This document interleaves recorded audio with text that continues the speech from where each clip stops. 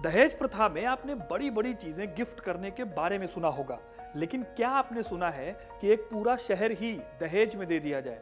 और कोई ऐसा वैसा शहर नहीं, बल्कि समुद्र से जुड़ा हुआ शहर जहां आसानी से ट्रेड किया जा सकता है। मैं बात कर रहा हूं हमारे देश की आर्थिक राजधानी मुंबई की, जो अर्थव्यवस्था के नाम पर देश के सबसे बड़े शहरों में से एक है। साल 1662 में पुर्तगालियों ने इसे अंग्रेज राजा चार्ल्स द्वितीय को शादी में दहेज दे दिया था। लेकिन सवाल यह है दोस्तों कि इस शहर को उन्होंने दहेज में क्यों दिया?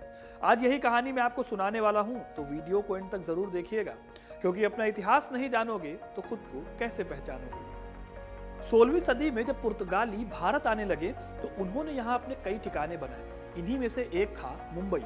साल 1534 में पुर्तगालियों ने इस सिटी पर कंट्रोल कर लिया था। भारत में पुर्तगालियों का मकसद व्यापार से ज्यादा ईसाई धर्म को फैलाना था।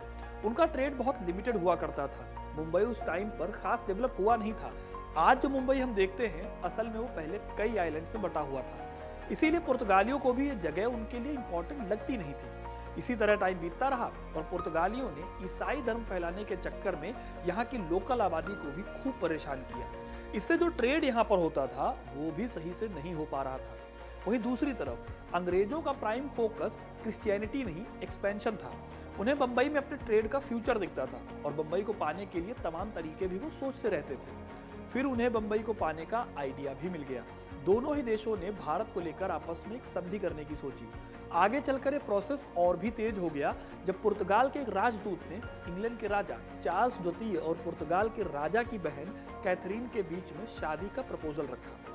इसी प्रपोजल में बंबई को भी दहेज में देने की बात कही गई थी और इसके साथ ही अच्छा खासा पैसा और मोरक्को शहर भी दहेज में दिया जाना था। बदले में पुर्तगाल को इंग्लैंड की सिक्योरिटी का भरोसा दिया गया। फिर एक साल बाद कैथरीन और चार्ल्स सेकंड की साल 1662 में शादी हुई। इसके बाद पुर्तगालियों द्वारा बंबई को अंग्रेजों को सौंपने का आदेश दिया गया। वैसे प्रोसेस इतना आसान भी नहीं था जितना दिखता है। शादी के बाद अंग्रेजों को मुंबई पाने में पूरे 6 साल लग गए थे, क्योंकि पुर्तगालियों और अंग्रेजों के बीच में ये नहीं तय हो पा रहा था कि जिस मुंबई को देने का वादा किया गया था, असल में उसका पूरा एरिया क्या है। मैप में ठाणे तक के एरिया को भी मुंबई का हिस्सा बताया गया था, जिसके चलते दोनों के बीच में काफी कंफ्यूजन था। एरिया को लेकर ये कंफ्यूजन पूरे 6 साल में दूर हुआ, जिसके बाद साल 1668 में अंग्रेजों को फाइनली बंबई सौंप दी गई। जब अंग्रेज बंबई पहुंचे तो उन्हें पता चला कि जैसी बंबई उन्हें दिखाई गई थी, असल में बंबई वैसी थी ही नहीं।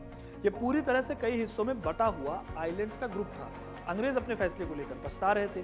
चार्ल्स को मुंबई का इलाका इतना बुरा लगा कि आगे चलकर 27 मार्च 1668 में उन्होंने सिर्फ 10 पाउंड के सालाना किराए के बदले में ईस्ट इंडिया कंपनी को मुंबई का मालिकाना हक दे दिया।